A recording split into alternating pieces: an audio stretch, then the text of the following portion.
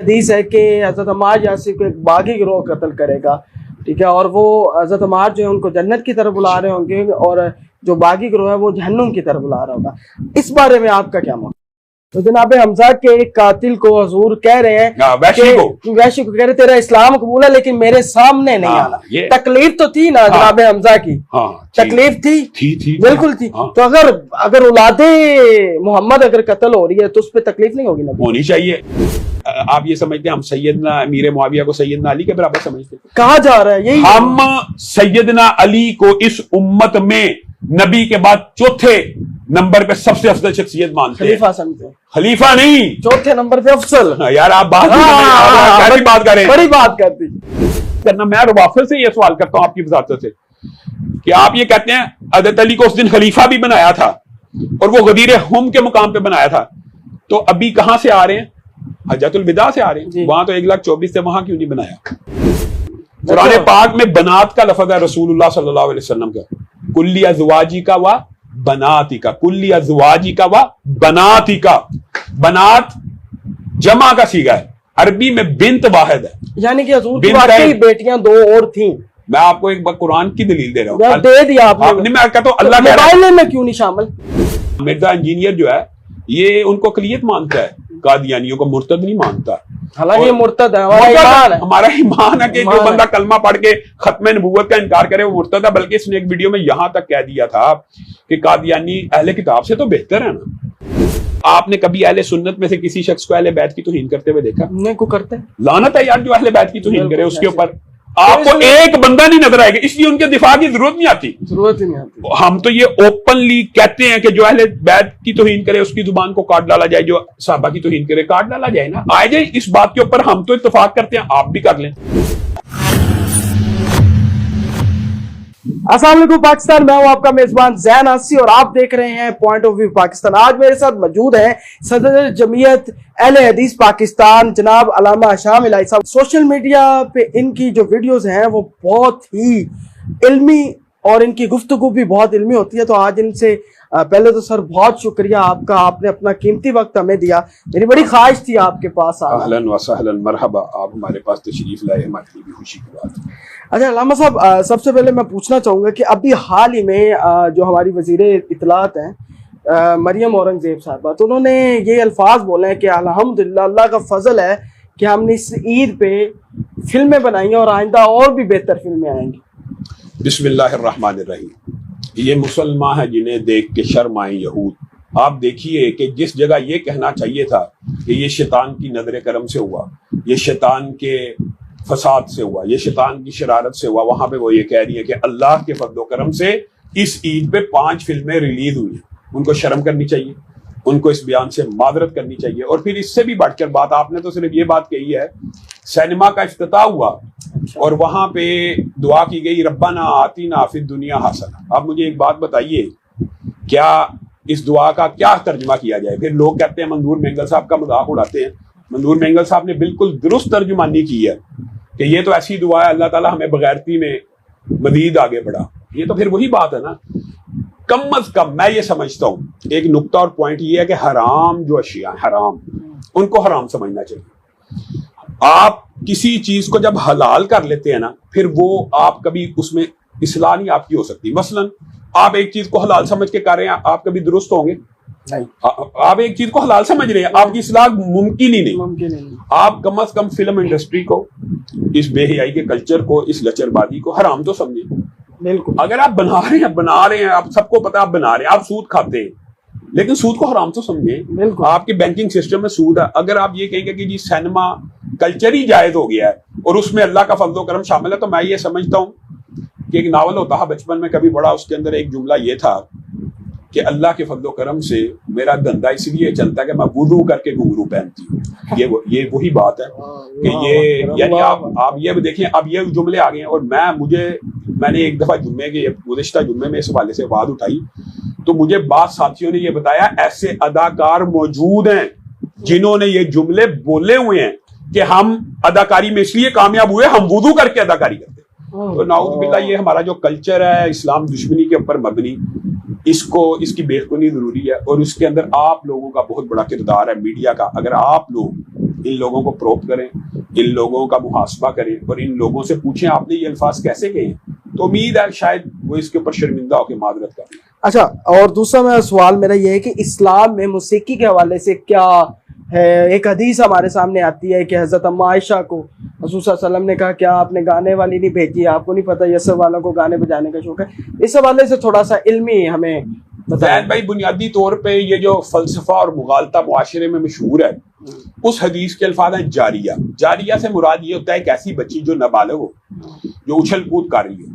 معاذ اللہ, آج کے نام نہاد موسیقی کو ماننے والوں نے اس بچی کو 6-7 سال کی جو اچھل کود کرتی ہے شادی بیاہ کے اوپر, آپ کی بیٹی ہو وہ بھی اچھل کود شور مچا سکتی, اس کو ایک 18-19 سال کی عورت بنا کے پیش کیا, اور معاذ اللہ پھر یہ پیش کیا کہ رسول اللہ صلی اللہ علیہ وسلم نعوذ باللہ اس کا رقص دیکھ رہے تھے.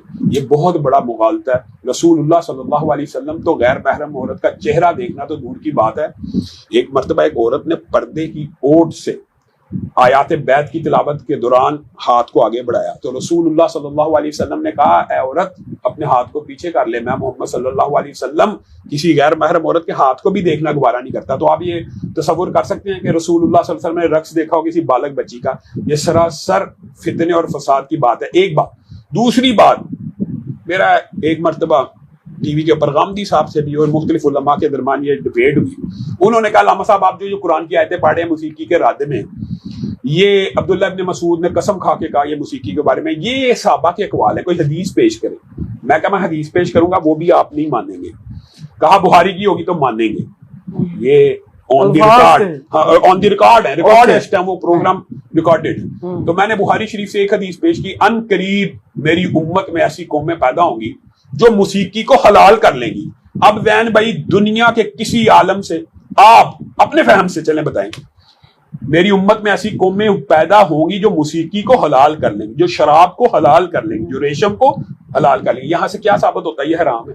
یہاں سے یہ بات ثابت نہیں ہو رہی, واضح ثابت ہو رہی ہے. تو پھر اس کا مطلب ہے انکار حدیث یہاں تک چلا جائے گا کہ اب بخاری شریف کا بھی انکار کر دیا جائے گا. یہ حدیث تو واضح ہے کہ میری امت میں موسیقی کو حلال کر دیا جائے گا, گویا حرام ہے تو حلال کیا جائے گا. تو یہ تو بڑی کلیئر کٹ اور آبویس بات ہے, امت مسلمہ کا اس بات کے اوپر اجماع رہا ہے. لیکن ایک ضمنی بات میں ضرور کہنا چاہتا ہوں, اس سے مراد یہ نہیں ہوتا کہ آپ یہ جو چڑیوں کی چہچہاہٹ ہے یا پتوں کا سرسرانا ہے یا فصلوں کا لہلہانا ہے, یہ جو آوازیں, یہ جو ساؤنڈ ہے جو ان میں ریدم موجود ہے, لیکن یہ موسیقی کے اندر نہیں آتی. یہ جائز ہے, یہ جائز ہوگا. اچھا, داڑھی کے ساتھ بھی یہ بتا دیجیے گا کہ امامت جو ہے وہ داڑھی کے ساتھ ہی ہو تو امامت ہو سکتی ہے, یا داڑھی کے بغیر بھی نماز کروا سکتے ہیں؟ بنیادی طور کے اوپر آپ سفر میں ہیں, آپ مسافر ہیں, یا آپ کہیں پہ جا رہے ہیں آ رہے ہیں, آپ 3-4 مسلمان ہیں, ان میں کلین شیو بھی شامل ہے, وہ امامت کرائے, اس میں کوئی حرج کی بات نہیں ہے, اس کی نماز قبول ہے.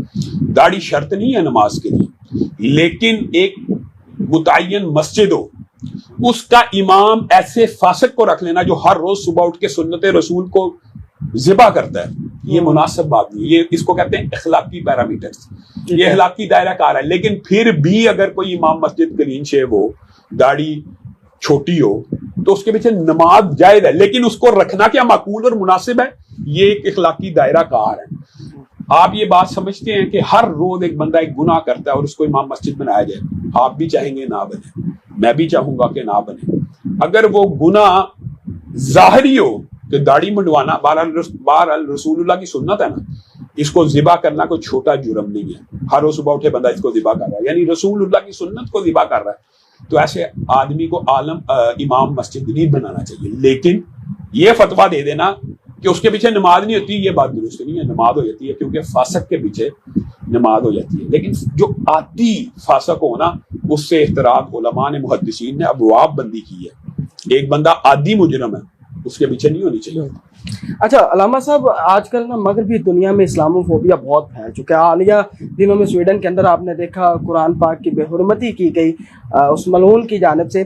اب اور بھی بڑے جو ہمارے سیکولر اور جو ایتھیسٹ ہیں, جو کسی خدا کو نہیں مانتے, وہ ایک, اور جو اس میں فیمنسٹ بھی میں کہوں گا, جو ریڈیکل فیمنسٹ خواتین ہیں, ایک بڑا ہم پہ ایک پوائنٹ اٹھتا ہے, اور ہندوستان کے اندر بھی بڑی دفعہ اس پہ بات ہوتی ہے, اور انڈین میڈیا کے اوپر میں دیکھتا ہوں نا بڑا رونگٹے کھڑے ہوتے ہیں. حضرت اما عائشہ کی عمر کے حوالے سے بڑا بڑا زیادہ نا یہ ہمارے علماء کا میرے خیال سے، کیونکہ میں اس حوالے سے اہل حدیث مکتبہ فکر کا موقف کا قائل ہوں کہ انہوں نے ایج کو صحیح ثابت کیا.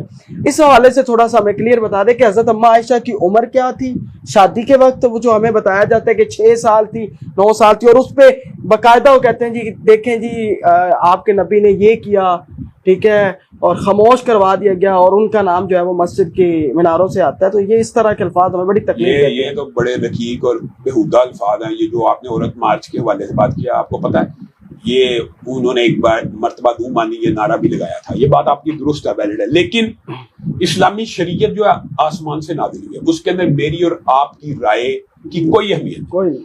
اگر میں ایک ایسے کلچر سے تعلق رکھتا ہوں، مثال دے رہا ہوں، جس میں شراب پینا مجھے گناہ نہیں لگتا تو اس سے شراب حلال نہیں ہو جائے گی. زنا مجھے جرم نہیں لگتا تو زنا حلال نہیں ہوگا. چوری، سود، تجارت کے اندر مجھے برا نہیں لگتا، اس سے حلال نہیں ہوتا. اسی طرح رسول اللہ صلی اللہ علیہ وسلم کی شریعت میں خیار البلوغ کا ایک چیپٹر ہے، ایک فقہی باب ہے. وہ یہ ہے کہ بچے اور بچی کا نکاح ہو سکتا ہے لیکن ان کی رخصتی بالغ ہونے کے بعد ہوگی. اب مجھے ایک بات بتائیں، اسلام میں بلوغت معیار ہے، اہلیت معیار ہے.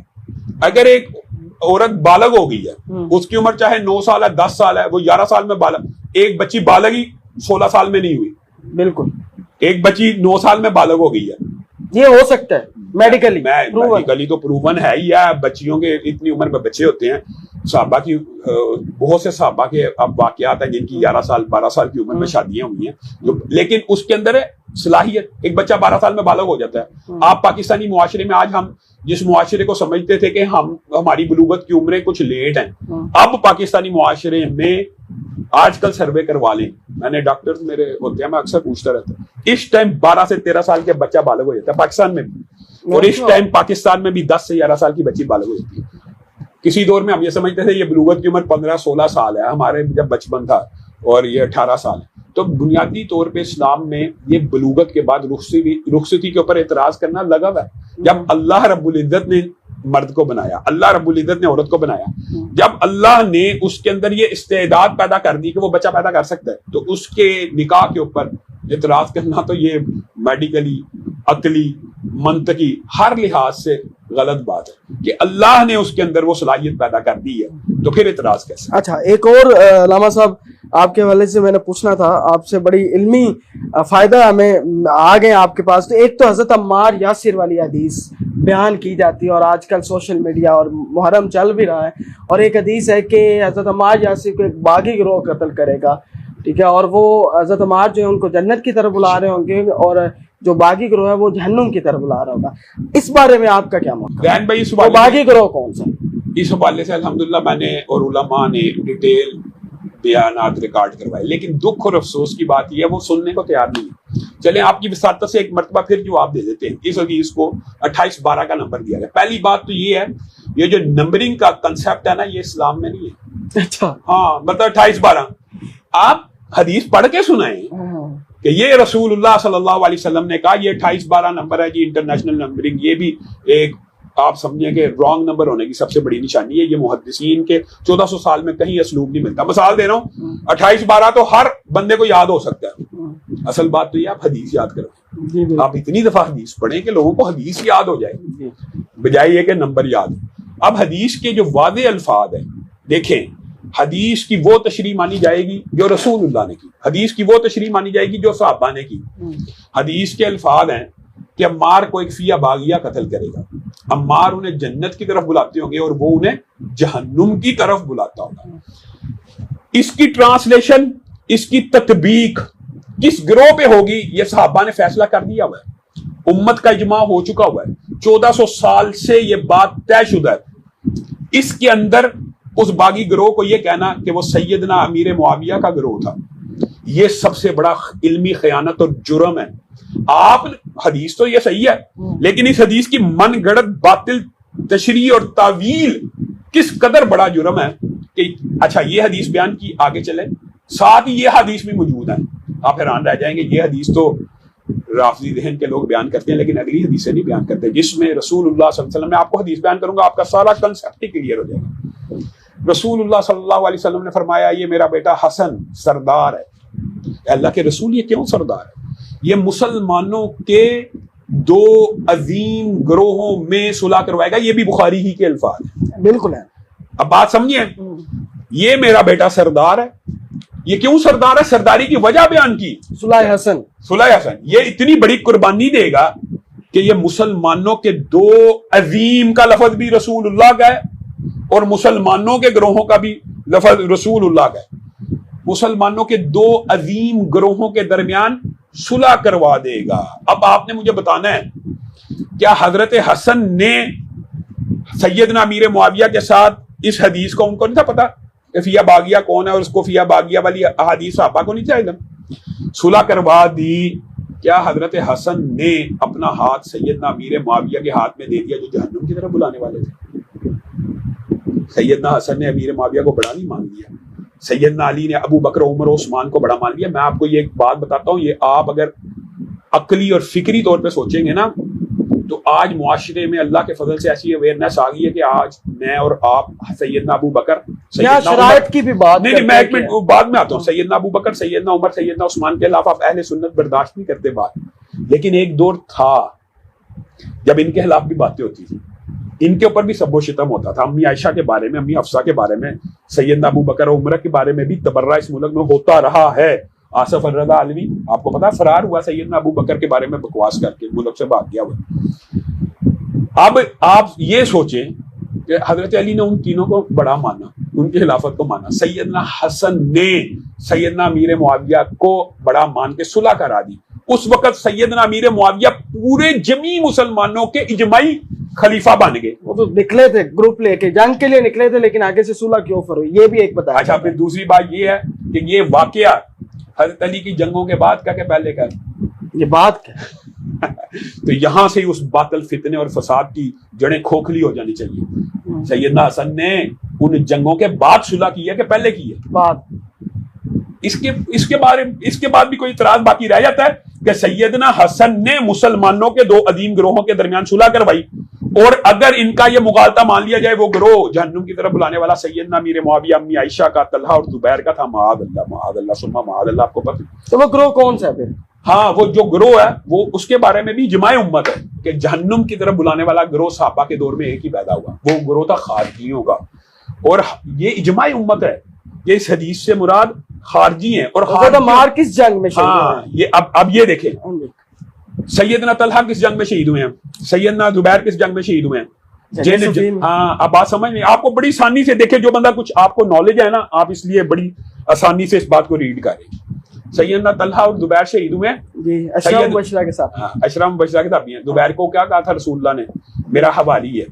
طلحہ اشرم مبشرہ میں سے ہیں. امی عائشہ کے بارے میں رسول اللہ نے کہا یہ جنت میں بھی میری بیوی ہے. جنگ جمل کا اب مجھے بات بتائیں, کیا ان کے شہادت کا ذمہ دار حضرت علی؟ اس میں مولا علی کے حوالے سے وہ بتایا جاتا ہے کہ جس نے کیا پیچھے جا کے شہید, اور حضرت علی نے کہا کہ تو جہنمی ہے, چلا جا نکل. حضرت علی کے پاس سر مبارک لے کے آیا اور اس امید سے آیا کہ حضرت علی مجھے خوشی سے انعام دیں گے, لیکن تو سیدنا علی نے کہا تجھے جہنم کی بشارت ہو. ہاں بالکل ایسی ہے, کیونکہ میں نے رسول اللہ سے سنا ہر نبی کا ایک حوالی اور میرا حوالی وہ مولا علی کے گروپ میں تھا, لیکن اس کی فکر کیا تھی؟ خارجی تھا. اسی لیے میں خارجی دونوں طرف تھے. میں یہ خارجیوں نے سیدنا عمار کو اس لیے شہید کیا کہ وہ پروپیگنڈا کر سکے. آپ یہ دیکھیں کہ سیدنا امیر معاویہ سے صلح کیوں کی؟ جہنم کی طرف بلانے والے گروہ سے صلح ہو سکتی ہے؟ نہیں ہو سکتی. اور وہ بھی سیدنا حسن جیسا شرائط پہ کی نا جی, شرائط وہ بھی مجھے میں بتاتا ہوں. چلے صلح حسن کی جو شرائط ہے ان کی کوئی ایک سند لا دی جائے. یہ تو ساری جھوٹی ڈکوسلے کی سند نہیں ہے. جو بندہ یہ دعویٰ کرتا ہے وہ آج تک سند نہیں پیش کر سکا. اس کی سند یہ ہے کہ ٹی وی اور میسج فلم میں کیوں فلمایا گیا ہے. اس طرح کی باتیں سند نہیں ہوتی, یہ بے سند باتیں ہیں. اور پھر دوسری بات یہ ہے کہ مثال دے رہا ہوں, اگر شرائط بھی تھے تو کیا یہ سیدنا یہ رسول اللہ کا فرمان نہیں ہے مسلمانوں کے دو عظیم گروہ ہیں؟ اور پھر بتائے عقیدے, پھر کیا سیدنا زبیر اور طلحہ کی معین جنتیوں کی بشارت نہیں؟ وہ سیدنا امیر معاویہ کے گروہ میں نہیں تھے؟ دونوں گروہوں میں صحابہ شامل ہیں, دونوں کا عقیدہ سیم ہے. اختلاف تو سیدنا عثمان کے قاتلوں کو پکڑنے کا ہے. یہ عام فہم بات تھی جس کو جان بوجھ کے الجھایا گیا. یہ سیاسی اختلاف کا ہو جانا. دو سگے بھائیوں میں مجھے بتائیں ایک بندہ اگر کسی اور پارٹی میں ہوتا دوسرا کسی اور پارٹی میں ہو تو یہ تو سیاسی اختلاف ہے. تو وہاں پہ بھی سیدنا عثمان کے قتل کے اوپر کہ ان کے جو قاتلین ہیں ان کو پکڑنے کے اوپر مسلمانوں کے 2 گروہ بن گئے, ان کا آپس میں سیاسی اختلاف ہو گیا. کیا یہ اختلاف عقیدے کا تھا؟ کیا سیدنا امیر معاویہ امی عائشہ طلحہ اور زبیر جہنم کی طرف بلانے والے تھے؟ اس سے بڑا فتنہ اور فساد کیا ہو سکتا ہے؟ اچھا, اور اس کے علاوہ ایک حدیث ہے صحیح مسلم کی جس میں حضرت سعد بن ابی وقاص اشرا مبشرہ کے صحابی ہیں ماشاءاللہ, بڑا نام ہے, اور ان سے مروان جو کہ گورنر ہے مدینہ کا, وہ کہتا ہے کہ ابو طراب پہ شب و ستم کرو, اور یہ تقریباً لگاتار 5 حدیث ایک دوسرے کے اوپر, اس پہ بھی آپ بتا دیں. میں آپ کو ایک بات تو آپ نے جس حدیث کا ذکر کیا صحیح مسلم کی, اس کا بھی اس نے کوئی نمبر بنایا ہوا 62 یا 62 29 ہے. یہ کتنا بڑا دیکھیں دھوکہ ہے. یہاں پہ آل مروان کا ایک آدمی حدیث پڑھ لیں, چیلنج ہے, یہاں سے وہ ثابت کر دے اس بندے کا نام کہ جس نے سب و شتم کا حکم دیا, وہ اس بندے کا واقعی مجہول ہے, اس بندے کا نام ہی تاریخ میں موجود نہیں ہے. رجل من آل مروان کی حدیث کے الفاظ ہیں کہ آل مروان, آپ نے تو مروان کا سیدھا نام لے لیا, آل مروان میں سے ایک آدمی نے کہا. یہ تو عربی کی گردانی ہے اس کا مطلب. آپ بات سمجھے, یہ اتنا دھوکہ ہے, اتنا فساد, یعنی کہ ایک لفظ کی اتنے معنی نہیں. مجھے ایک بات دیں, آل مروان سے مراد تو مروان ہو ہی نہیں سکتا, اس سے مراد چلو اولاد مروان, اور پھر اولاد مروان میں سے کوئی ایک شخص سب و شتم کا حکم دے بھی سکتا ہے, اس میں کوئی مجھے ہمیں اچنبے کی بات بھی نہیں لگتی. لیکن مراد یہی ہے یہاں پہ بھی. اس کی مزید تفصیل اس لیے نہیں کرنی چاہیے, تشریح اس لیے نہیں کرنی چاہیے, وہ بندہ مجہول ہے, ہمیں پتہ ہی نہیں وہ صحابی ہے, تابعی ہے, تبع تابعی ہے.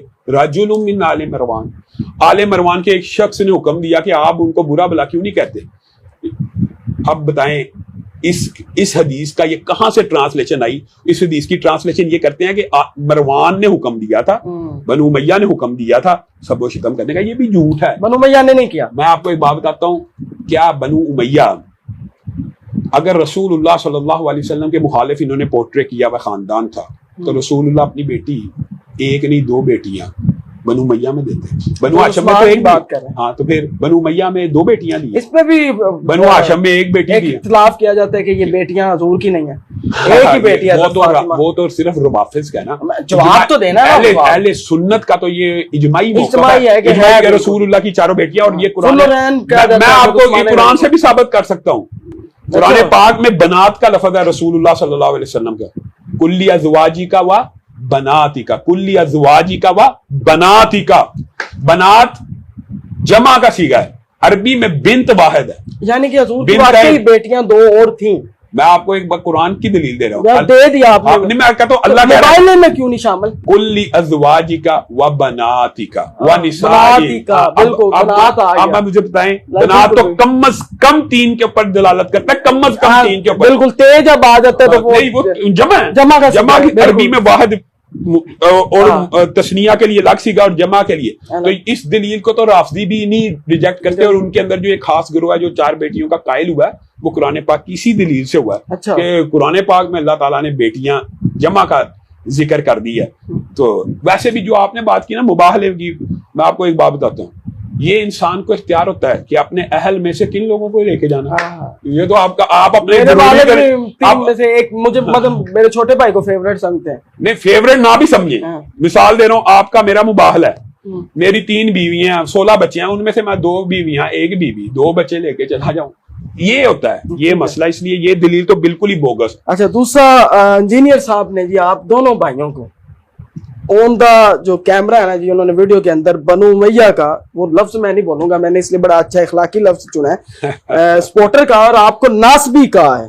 اس بارے میں آپ کیا کہنا؟ مجھے ایک بات بتائیں, جس بدبخت شخص سے صحابہ نہیں بچے, جس بدبخت سے ائمہ دین نہیں بچے, جس سے امام ابن تیمیہ نہیں بچے, جس سے احمد رضا خان نہیں بچے, جس سے کوئی, میں اب یہ اگر بات کہوں تو یہ بھی درست ہے, جس سے نبی نہیں بچ سکے, کہ جن کو وہ کل کا چھوکرا کہتا ہے اور اس کے اوپر ڈٹ گیا ہے, بجائے یہ کہ کہتا سلپ آف ٹنگ ہے جی, یہ میں نے اردو زبان میں کہا تھا, یہ وہ ڈٹ گیا, اور بعد میں اسی کی ویڈیو ہے, یہ مولوی کتنے بدتمیز ہے, مجھے کل کا چھوکرا کہتے ہیں. بھائی اس کا مطلب ہے آپ کو کل کا چھوکرا کہا جائے, آپ کو وہ تکلیف دیتا ہے, آپ نبی کو کہیں تو تکلیف نہیں دیتا. تو جو انبیاء کے بارے میں یہ کہ جو حضرت حسن حسین کے بارے میں کہہ دے وہ تو شاہی کوئی نہیں نبیان سامنے، اور نبیوں کے بارے میں کہہ دے نبی تو شاہی کوئی نہیں، اور وہ ظاہر یہ کرے کہ میں توحید بیان کر رہا ہوں. یہ کون سی توحید ہے؟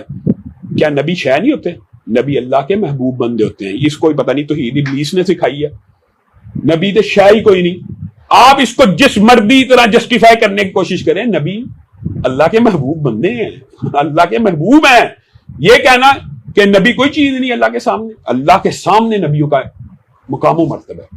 اللہ رب العزت نے ان کو یہ فضیلت دی ہوئی ہے. پھر یہ دعوے کرنا، یہ تو اس کے خلاف، اس کے پیچھے ایک لابی ہے جو اس کو سپورٹ کر رہی ہے. ورنہ اس طرح کی سری گستاخیاں پاکستان کی تاریخ میں کسی نے نہیں کی.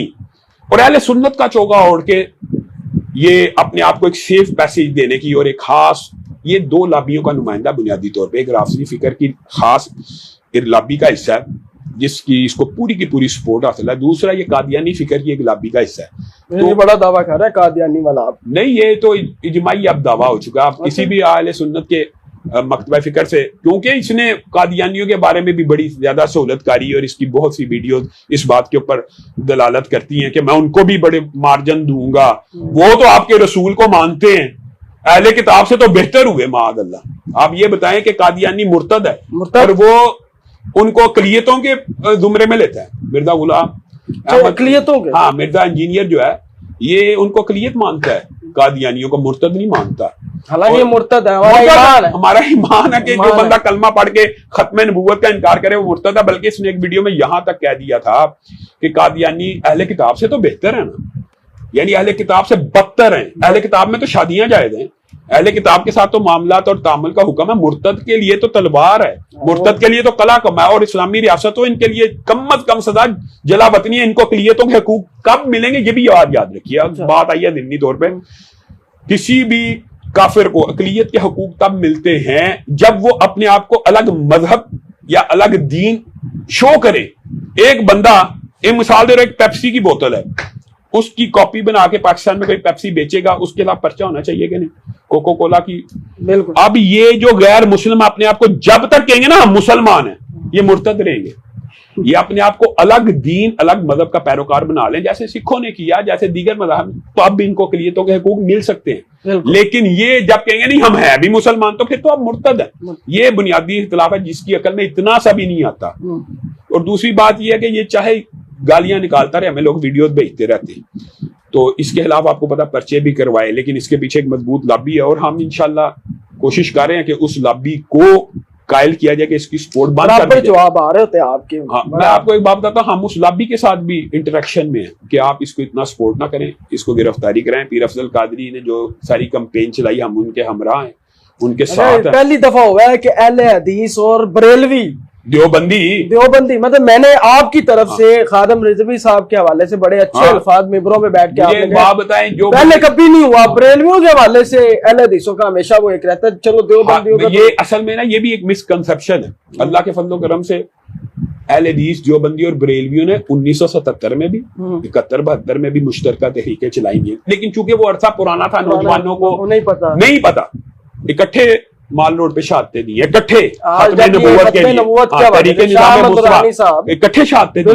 اس کا مطلب یہ ہے کہ یہ ایک جھوٹ، یہ وہ بھی اسی نے گڑا ہوا ہے کہ کبھی نہیں ہوا. یہ ہم دفاع صحابہ میں، دفاع ختم نبوت میں، دفاع قرآن اور حرمت رسول میں ہمارے تینوں مسالک میں کوئی اختلاف نہیں. دفاع اہل بیت میں وہ اچھا اہل بیت کا میں اس لیے چلیں سکپ ہو گیا کہ آپ نے کبھی اہل سنت میں سے کسی شخص کو اہل بیت کی توہین کرتے ہوئے دیکھا؟ نہیں کو کرتے. لعنت ہے یار جو اہل بیت کی توہین کرے. اس کے اوپر آپ کو ایک بندہ نہیں نظر آئے گا، اس لیے ان کے دفاع کی ضرورت نہیں آتی.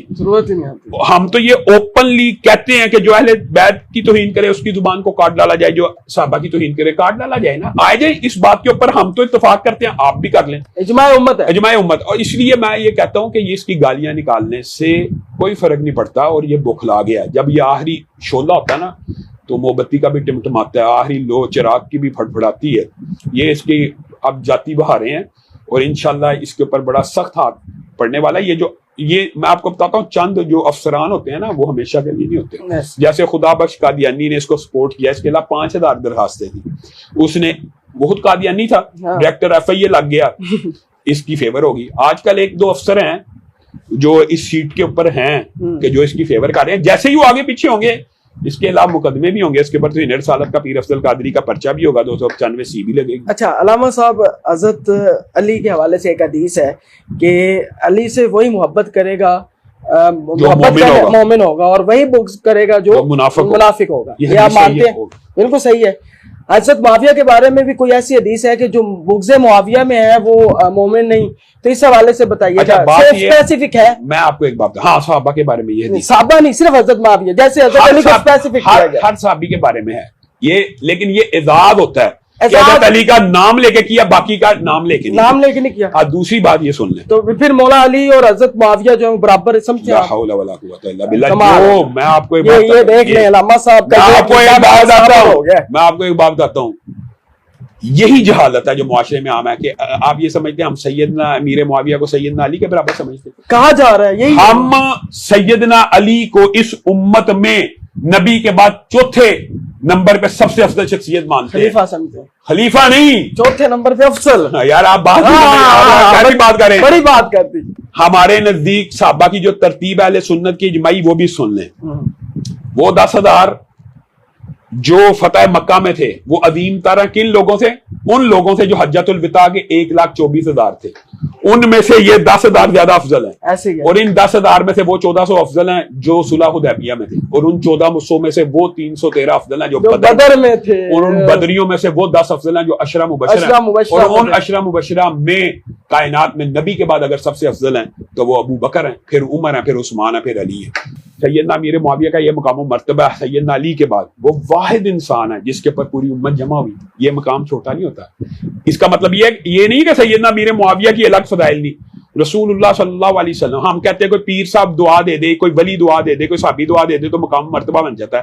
سیدنا امیر معاویہ کو تو رسول اللہ نے دعا دی ہے، اللہم اجعلہ ہادیا ومہدیا واہدی بھی، اللہ اس کو ہادی بنا، اللہ اس کو مہدی بنا، اللہ اس کے ذریعے لوگوں کو، یہ صحیح حدیث ہیں۔ اور پھر اللہم علم معاویۃ الکتاب، حدیث کا نام لازمی ہے، کتاب کا نام لازمی صاحب، یہ ساری حدیث اہل سنت کے ہاں صحیح ہیں۔ اس کی کوئی رد کرے، رافضی کرے تو کرے، اہل سنت کی تو ساہ ستہ کے اندر یہ حدیث موجود ہے، حتیٰ کہ یہ حدیث بھی موجود ہے کہ رسول اللہ صلی اللہ علیہ وسلم نے حضرت امیر معاویہ کو ایک دن کہا کہ امیر معاویہ ایک وقت آئے گا کہ آپ کو خلافت، یعنی اس حدیث کے الفاظ میں خلافت تک کا اشارہ ہے، اس وقت آپ نے اللہ سے ڈرتے رہنا۔ تو رسول اللہ کو تو وحی کے ذریعے پہلے بتا دیا گیا سیدنا امیر معاویہ نے خلیفہ بننا ہے، اور کیا بخاری شریف کی حدیث میں نہیں بتایا گیا یہ میرا بیٹا صلح کروائے گا؟ کس سے کروائی ہے یہ میرا بیٹا صلح؟ کس نے؟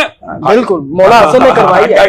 تو حضرت حسن نے جو آخری تھی کہ اپنے خاندان میں سے کسی کو خلیفہ نہیں چننا، ایک شرط تھی، یہ شرط ہمیں دکھائی جائے۔ دوسری بات یہ شرط اس لیے انویلڈ ہے اور جھوٹ کے اوپر مبنی ہے کہ سیدنا حسن یہ شرط کیسے لگا سکتے ہیں جبکہ وہ خود حضرت علی کے بیٹے ہیں؟ آپ ایک عقلی منطقی بات بھی کیا کریں۔